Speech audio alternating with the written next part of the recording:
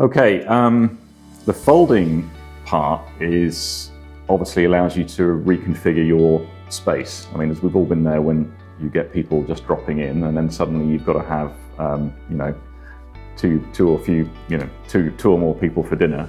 You've got to accommodate for that. So folding furniture is great for that. Obviously also we have a lot of commercial customers, cafes, restaurants, and if they're going from a small, intimate meal for a group of people to a wedding, then that's a big change, and it allows them to have the efficiency of being able to store the furniture and bring it out as and when the needs arise.